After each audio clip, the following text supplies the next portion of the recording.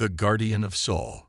Captain Sophia Chen stood on the command deck of the United Earth ship Sentinel, her dark eyes fixed on the main view screen as it displayed the vast emptiness of space beyond the Kuiper Belt. At just over 2 kilometers in length, the Sentinel represented humanity's most advanced deep space vessel, a perfect blend of exploration platform and defensive bastion. "Final system check complete, Captain," announced Commander Raj Patel, her executive officer. "All systems nominal. We're ready to make the jump to the Proxima Centauri waypoint." Sophia nodded, her expression unchanging. At 42, she had spent more than half her life in space, watching humanity crawl its way to the stars. The ship around her was a testament to that difficult journey.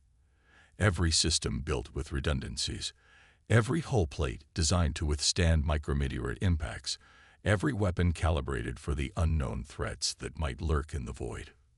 "Very well," she said, taking her seat in the command chair. "Engage the Alcubierre drive.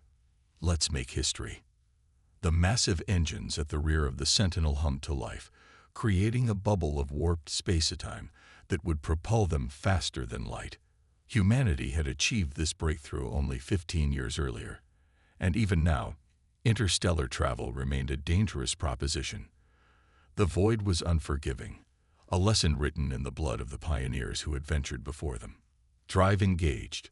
Transit will complete in 37 hours, reported Lieutenant Emma Santos from the navigation console.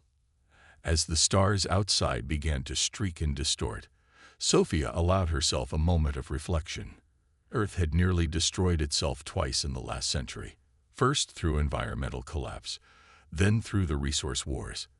Those disasters had forged a united humanity, one that understood survival required cooperation, preparation, and above all, overwhelming force against any threat. The Sentinel was the embodiment of that philosophy, humanity's first true interstellar warship disguised as an exploration vessel. Its mission was simple: to establish a permanent human presence in the Proxima Centauri system and serve as a testbed for technologies that would eventually take humanity further into the galaxy. What no one expected was that they wouldn't be making first contact. First contact would be making them. 33 hours into their transit, alarms blared across the command deck. "Proximity alert," shouted Lieutenant Santos. "Something's disrupting our warp field." Sophia was instantly on her feet. "Emergency protocols. Drop us out of warp and bring all defensive systems online." The Sentinel shuddered as it decelerated violently, systems throughout the ship straining against forces they weren't designed to withstand. On the view screen, the streaking stars snapped back into pinpoints of light, revealing something impossible. They were surrounded. 7 vessels of alien design hung in formation around the Sentinel. Their hulls were smooth, almost organic in appearance, with no visible weapons emplacements or propulsion systems. Each shimmered with an iridescent blue-green energy field that pulsed in perfect synchronization. "Status report," Sophia demanded, her voice calm despite the situation. "No damage to critical systems," replied Chief Engineer Marcus Wong over the comm. "But whatever they did to pull us out of warp, it wasn't gentle. We got power fluctuations across all decks. Weapons and shields. Operational, Captain," confirmed Lieutenant Commander Amara Okafor, the tactical officer. "But I'm reading energy signatures from those vessels that are, well, off the charts. If they wanted to harm us, I think they could have done so already." Sophia studied the alien ships. "Are they attempting communication?" As if in response to her question, a soft chime sounded from the communications console. "We're receiving a transmission," said Communications Officer Liu. I don't know how to describe it. It's not radio, not laser-based. The signal seems to be resonating directly with our computer systems." "Is it safe?" Sophia asked. "Our firewalls are holding," Liu replied, "and the quantum encryption remains intact. I think we can receive it." Sophia straightened her uniform jacket. "Put it through." The view screen flickered, and an image formed, a being unlike anything humanity had imagined.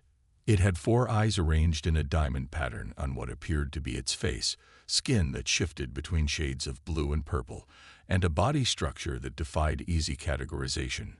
When it spoke, its mouth didn't move. Instead, colors rippled across its skin in complex patterns. "Greetings, vessel of unknown origin," came a synthesized voice from the ship's speakers. "I am Ambassador Talon of the Galactic Confederation. You have entered controlled space without authorization. Identify yourselves and state your purpose." Sophia stepped forward. "I am Captain Sophia Chen of the United Earth Ship Sentinel. We are from Earth, in the Sol system. We were unaware this region was claimed territory. Our mission is peaceful exploration." The alien's eyes narrowed slightly. "Your vessel's configuration suggests otherwise, Captain Chen. Our scans indicate weapons systems of considerable destructive capability, multiple redundant power cores, and armor plating that exceeds any reasonable requirement for peaceful exploration."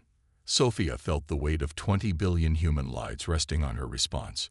"Ambassador Talon, humanity has learned through bitter experience that space is dangerous and unforgiving. We build our ships to survive anything the cosmos might throw at us. Yes, we are armed, but only for defense." Ambassador Talon's colors shifted to deeper hues. "An interesting perspective. However, the Confederation has strict protocols regarding first contact scenarios with potentially hostile species. Your vessel will be escorted to Outpost Meridian for further assessment. Resistance will be met with appropriate force." Before Sophia could respond, the view screen returned, showing the surrounding alien ships, which had now repositioned to form a clear escort formation. "Captain," Okafor whispered, "I've completed a more detailed tactical analysis.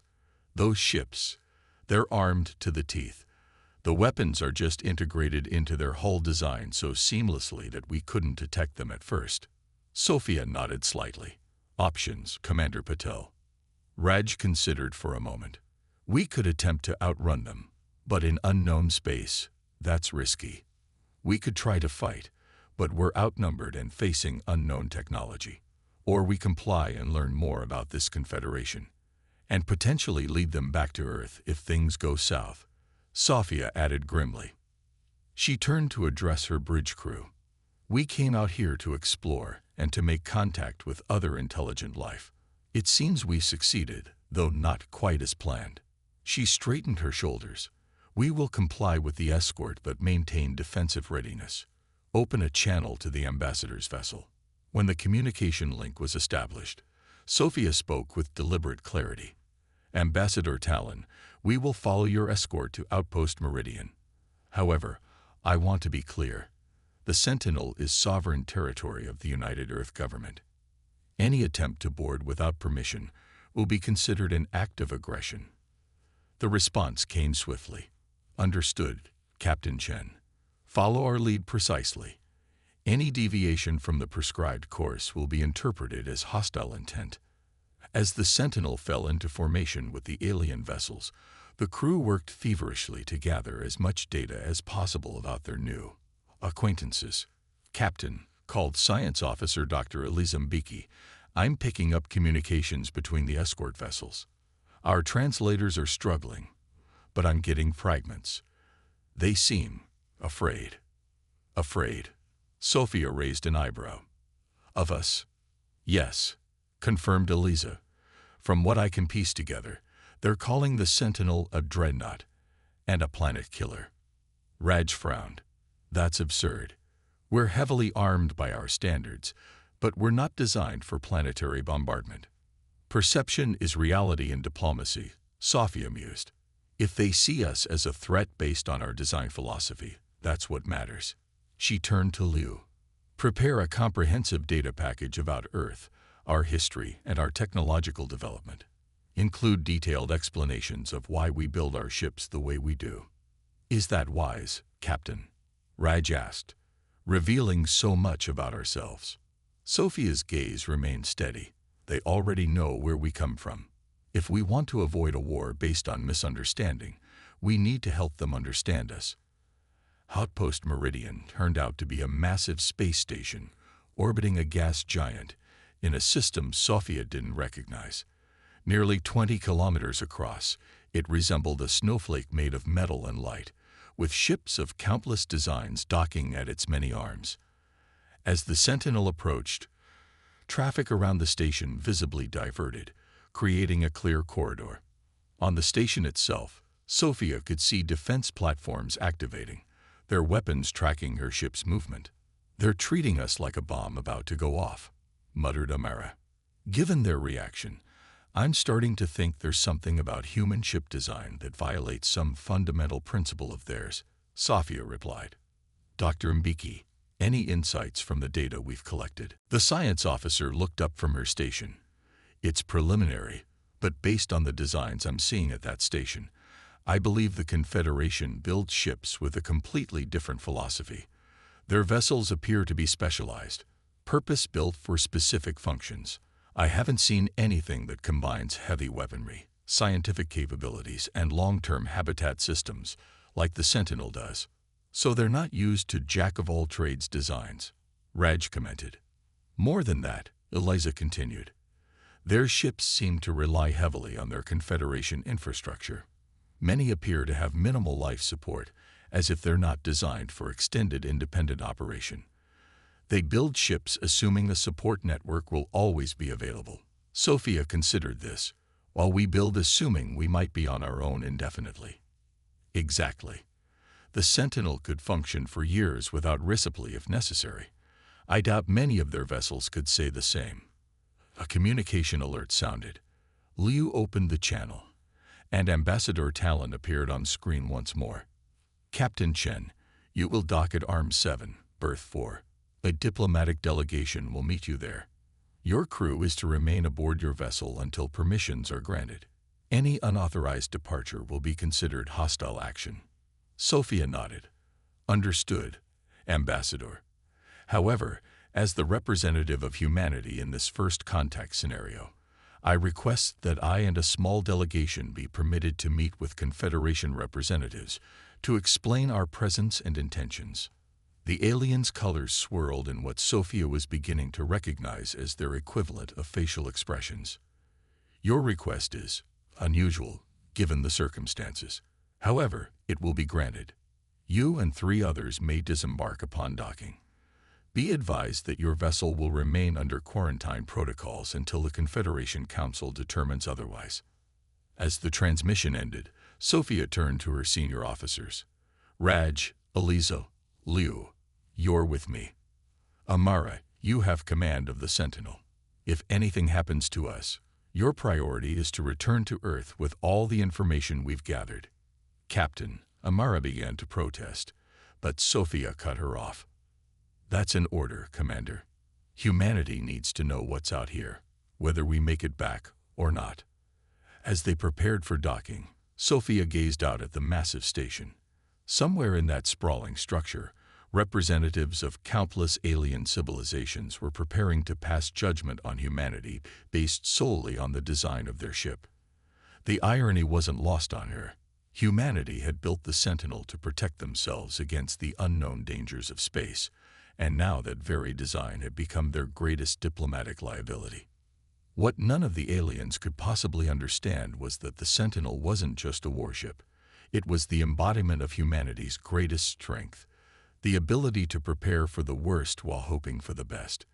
And as Sophia prepared to make first contact, she couldn't help but wonder if that strength would be enough to secure humanity's place among the stars. Judgment of the stars. The grand chamber of the Confederation Council stretched before Sophia like an amphitheater carved from living crystal. Thousands of beings from hundreds of species filled the tiered seating, their murmurs creating a symphony of alien sounds that the universal translators in her earpiece struggled to process. Above them all, on a raised dais, sat the High Council, 7 representatives from what she assumed were the founding or most powerful species of the Confederation. Sophia stood with her small delegation on a circular platform in the center of the chamber, feeling the weight of countless alien eyes upon them. The past 12 hours had been a whirlwind of security scans, preliminary interrogations, and thinly veiled threats. Now, they would face judgment. The emergency session of the Confederation Council will now commence, announced a tall, willowy being with silver skin that reflected the chamber's ambient light. I am High Counselor Zarin of the Ardani Collective, current chair of this council. Before us stands Captain Sophia Chen and representatives of a previously unknown species calling themselves humans, who have entered Confederation space in a vessel of concerning design and capability. The chamber quieted as Zarin continued. Ambassador Talon, please present your assessment. The now familiar form of Ambassador Talon glided to a position opposite Sophia's platform. High Counselors, distinguished representatives, I present to you data on the human vessel designated Sentinel. Holographic projections appeared throughout the chamber, showing detailed scans of the Sentinel alongside comparative images of various Confederation ships. As you can see, Talon continued, this vessel, which the humans claim is an exploration ship, possesses armor plating comparable to our heaviest dreadnoughts, weapon systems capable of planetary bombardment, and power generation that exceeds safety protocols established by the Technological Harmony Accords. Murmurs spread through the chamber like ripples in a pond. Furthermore, Talon added, this vessel appears designed for extended independent operation, potentially years without support, suggesting an intent to operate deep within sovereign territories without oversight or accountability. A stocky, reptilian being leaned forward from the High Council days. Captain Chen, I am Counselor Drax of the Vorn Imperium. How do you respond to these observations? Sophia stepped forward, her posture straight and confident despite the pressure. Counselors, representatives of the Confederation, I thank you for this opportunity to explain. The design of the UES Sentinel reflects humanity's experiences and the realities of our development as a spacefaring civilization. She gestured to the holographic displays. What you see as excessive armament and redundant systems, we see as necessary precautions. Humanity developed interstellar travel without the guidance or protection of a galactic community. Every step into space cost us lives as we learned harsh lessons about the dangers of the void. Sophia signaled to Dr. Miki, who activated their own holographic display showing Earth's early space disasters. The Challenger and Columbia explosions, the lunar colony failure of 2042, the Europa expedition tragedy. We build our ships to survive because we have learned through bitter experience that space is unforgiving of the slightest error. Sophia continued, our redundant systems aren't about distrust of your Confederation. They're about respect for the dangers of space itself. A being composed of what appeared to be living plasma contained within a crystalline exoskeleton spoke next. Yet your weapon systems tell a different story, Captain. The Sentinel carries enough firepower to devastate a small moon. How do you explain this in terms of exploration? Commander Rajpatal stepped forward to address this question. Counselor, humanity's journey to the stars followed a different path than perhaps many of your civilizations. We nearly destroyed ourselves twice, first through environmental collapse, then through resource wars. When we finally unified and looked to the stars, we did so with the understanding that we might encounter threats we couldn't anticipate. So you assume hostility from all you meet, challenged a counselor. No, Sophia interjected. We hope for peace but prepare for all contingencies. The same philosophy that led us to arm the Sentinel also drove us to include state-of-the-art scientific laboratories, diplomatic facilities, and cultural archives. The council chamber fell into contemplative silence until a small avian being with iridescent feathers spoke. I am curious, Captain Chen. Did your species not consider that arriving in Confederation space in what we would classify as a warship might itself create the very hostility you claim to be prepared for? The question struck Sophia like a physical blow. Had humanity's caution become a self-fulfilling prophecy? Counselor, we had no knowledge of the Confederation or its protocols. We designed the Sentinel based on our needs and experiences, not to intimidate or threaten others. High Counselor Zarin raised a hand, silencing further discussion. Captain Chen, while your explanations are illuminating, They do not change the fact that your vessel violates several fundamental principles of the Technological Harmony Accords. The Council must deliberate on how to proceed. In the waiting chamber assigned to the human delegation, Sophia paced restlessly while her officers analyzed the data they had gathered. "They're afraid of us," Liu observed, reviewing recordings of the council session. "Not just cautious, genuinely afraid." "But why?" Raj wondered. "Even with all our advancements, we've seen technology here that's well beyond our capabilities. The Sentinel is impressive by our standards, but from what we've observed, they could overwhelm us if they wanted to." Dr. Mbeki looked up from her analysis tablet. "I think I understand now. It's not about capabilities. It's about philosophy. The Confederation appears built on principles of interdependence and specialization. Each species contributes unique technologies and capabilities, creating mutual reliance, while the Sentinel represents complete self-sufficiency," Sophia concluded. "A rejection of their fundamental organizational principle." "Exactly," the Leza nodded. "And based on the historical references some counselors made, I believe the Confederation formed in response to devastating wars caused by independent, heavily armed civilizations. Our ship represents everything their society was built to prevent." Sophia took a deep breath. "So we've inadvertently positioned ourselves as a threat to their entire way of life." The door to their chamber slid open, revealing the new alien, one they hadn't encountered before. It stood nearly 2 meters tall with 4 arms and skin that resembled burnished copper. Most striking were its eyes, solid black orbs that seemed to absorb light rather than reflect it. "I am Krell of the Valkyrie Union," it announced without preamble. "I am not here in any official capacity." Sophia stepped forward cautiously. "Then why are you here?" "Because not all within the Confederation share the Council's perspective." Krell moved further into the room, the door sliding shut behind him.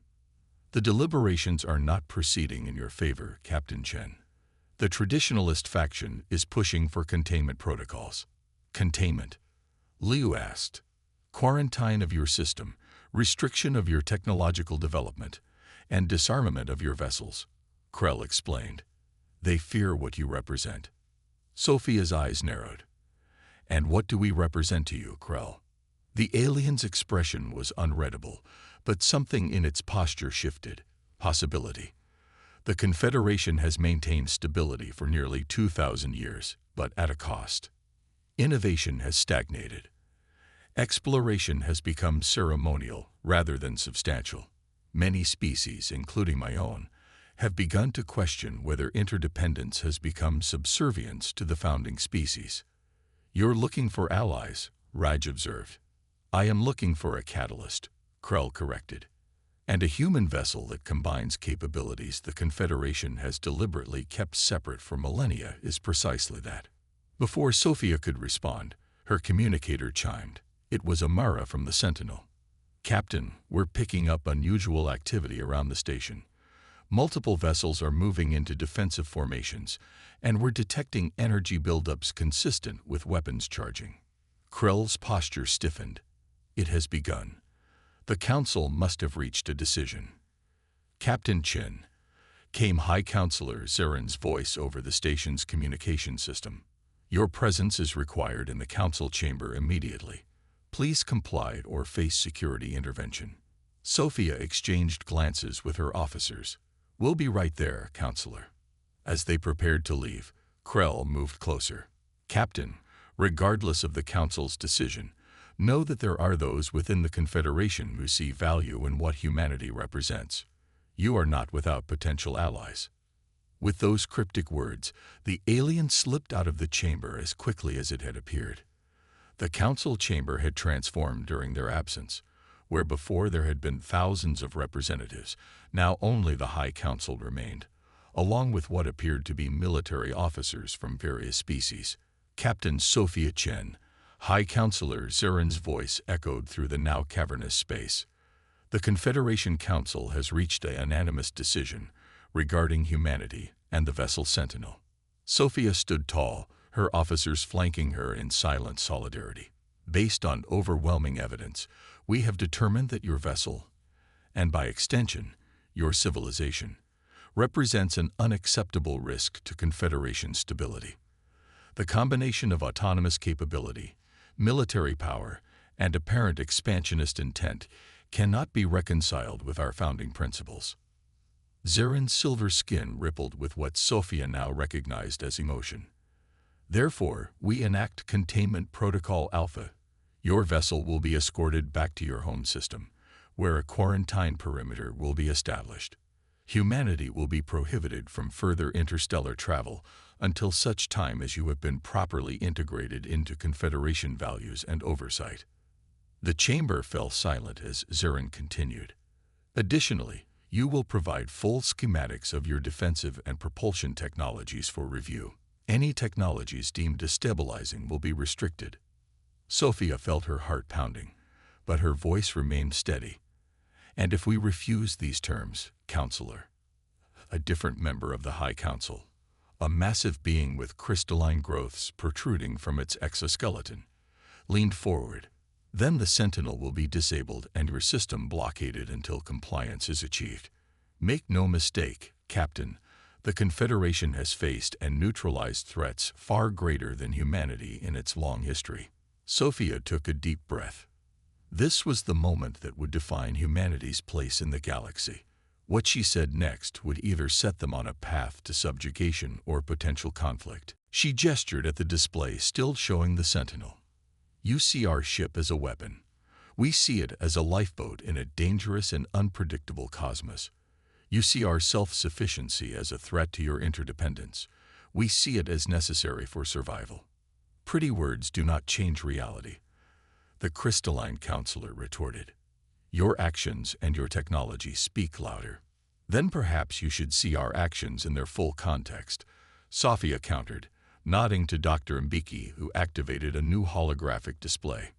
The chamber filled with images from Earth's history, the near extinction during the climate collapse, the devastation of the resource wars, the unified rebuilding effort that followed.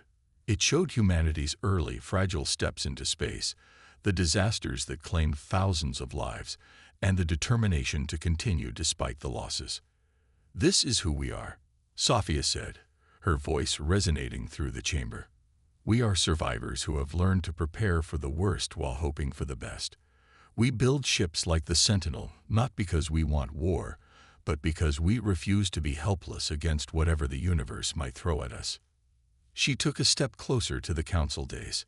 And I submit to you that if your Confederation cannot accommodate a species that values both independence and cooperation, then perhaps it is your system, not ours, that is fundamentally flawed. Murmurs erupted among the remaining representatives. Sophia had crossed a line, challenging the very foundation of the Confederation's philosophy. Before any counselor could respond, alarms blared throughout the chamber. Holographic displays shifted to show external views of the station, where a new fleet of ships had emerged from what appeared to be some form of faster-than-light travel. "Splinter faction vessels," shouted one of the military officers. "The Autonomy Coalition has broken containment at Delta Sector." High Counselor Zaren rose from his seat, his silver skin pulsing with rapid patterns. "This session is suspended. Security protocols are now in effect. Captain Chen, you and your delegation will be escorted back to your vessel immediately.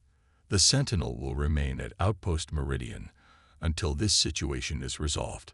As security forces moved to surround the human delegation, Sophia's communicator chimed again. "Captain," Amara's voice came through with urgency. "We're receiving targeting locks from multiple Confederation vessels. They're positioning to disable the Sentinel." Sophia looked up at the Council, understanding dawning. "This isn't about security protocols, is it? You're using this distraction to neutralize us before we can leave." The crystalline counselor's voice was cold. "Your presence has become a rallying point for dissidents and separatists. The Autonomous Coalition moved their timeline forward because of your arrival. Containment can no longer wait for diplomacy." Outside the chamber, weapons fire could be heard as the station's security forces engaged with what must have been infiltrators from the rebel faction. Sophia turned to her officers. We need to get back to the Sentinel. Now. As they moved toward the exit, blocked by Confederation security, the doors burst open. Standing there was Krell, accompanied by several other aliens of various species, all armed. Captain Chen, Krell called out. I believe now would be an excellent time to demonstrate that famous human adaptability I've heard so much about. The High Council rose in unified outrage as Krell and his allies created an opening for the human delegation. This is treason against the Confederation, Zarin shouted. Krell's response was calm as he covered the humans' escape. No, Counselor. This is the birth of something new. As they fled through the corridors of Outpost Meridian, alarms blaring and weapons fire echoing around them, Sophia realized that humanity had unknowingly stumbled into a galactic power struggle centuries in the making. The Sentinel hadn't just made first contact with alien life. It had become the catalyst for revolution. Whether humanity would survive the coming storm remained to be seen, but one thing was certain. The galaxy would never be the same again. Defiance and alliance. Alarms screamed throughout Outpost Meridian as Sophia, her officers, and their unexpected allies raced through crowded corridors. Emergency lighting bathed everything in pulsing red, adding to the chaos as station residents and visitors scrambled for safety. This way, Krell directed, leading them down a maintenance passage. The primary docking bays will be locked down, but I can get you to your ship through the service corridors. Why are you helping us? Sophia demanded as they ran. What's really happening here? Krell's 4 arms worked in perfect coordination as he bypassed a security barrier. The truth, Captain Chen. Your arrival was the spark, but the kindling has been gathering for centuries. The Confederation began as a noble idea, cooperation among diverse species for mutual benefit and protection. Over time, it became something else, a system of control where the founding species dictate terms while claiming to protect galactic harmony. They paused at an intersection, waiting as a security patrol rushed past. The Autonomy Coalition has been planning this move for decades, Krell continued. Your Sentinel, a ship that combines capabilities the Confederation deliberately keeps separate, proved that their fundamental premise is flawed. If you've built such a vessel without becoming warmongers, their entire justification for control collapses. So we've become pawns in your rebellion, Raj observed bitterly. No, Commander, Krell corrected. You've become potential allies. There's a difference. A massive explosion rocked the station, sending them staggering against the walls. What was that? Lu demanded. Krell consulted a device on his wrist. The Coalition fleet has engaged Confederation forces. We need to move faster. They continued their desperate rush through the bowels of the station, occasionally encountering other beings, some fleeing, others clearly part of Krell's coalition. Finally, they'd reached a service airlock that Krell assured them would connect to the maintenance dock where the Sentinel was being held. Your vessel is under guard, Krell warned as he worked to override the airlock security. 20 Confederation security officers with orders to disable its propulsion and weapon systems. Has the Sentinel been boarded? Sophia asked urgently. They've attempted it, but your automated defenses have proven surprisingly effective. The Confederation rarely encounters systems designed to operate without organic oversight. Sophia allowed herself a tight smile. The Sentinel's defensive protocols were doing exactly what they were designed to do. Protect the ship when its crew couldn't. Once we're through this airlock, we'll need to cross 100 meters of exposed docking arm to reach your ship, Krell explained. My allies are creating diversions, but it will still be dangerous. We understand risk, Sophia replied. It's practically our species' middle name. The airlock cycled open, revealing the vast internal docking area of Outpost Meridian. Through the transparent barriers, they could see the space battle raging beyond. Coalition ships engaging with Confederation vessels in a deadly dance of energy weapons and kinetic impacts. And there, held in the maintenance cradle, was the Sentinel, its dark hull reflecting the flashes of combat like distant lightning on water.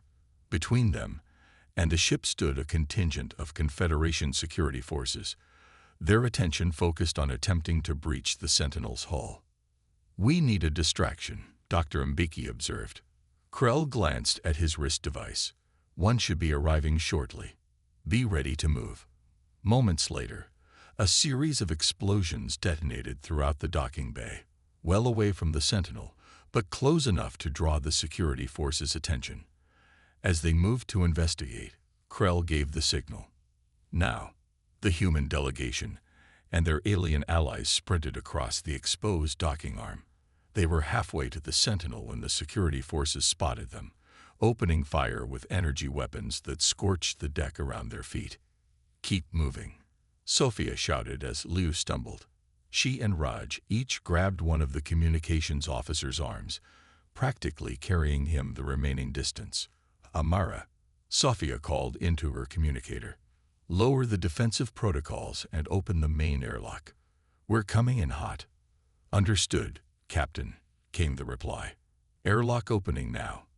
Be advised, we have multiple targeting locks from Confederation vessels." As they reached the Sentinel, the airlock ramp extended, offering shelter from the increasing barrage of security fire. Krell and his allies provided covering fire as the humans scrambled aboard. "Krell," Sophia called from the airlock entrance. "Come with us." The alien paused, his black eyes unreadable. "My place is here, Captain. The Coalition needs leaders who understand both sides of this conflict." He handed her a small device. "This contains coordinates for a rendezvous point outside Confederation space. If you make it out, we'll find you there." Before Sophia could respond, a shot struck Krell in the shoulder, spinning him around. His companions pulled him back as the Sentinel's airlock began to close.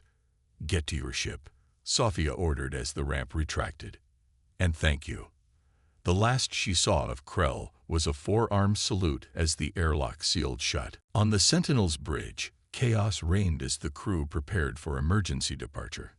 "Damage report," Sophia demanded as she took her command chair.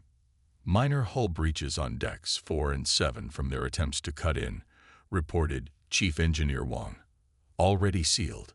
All systems functional, but we got 17 Confederation vessels establishing a blockade pattern around our position." "And the battle?" Sophia asked, studying the tactical display. Amara's expression was grim. "The Coalition forces are outnumbered nearly 3-2.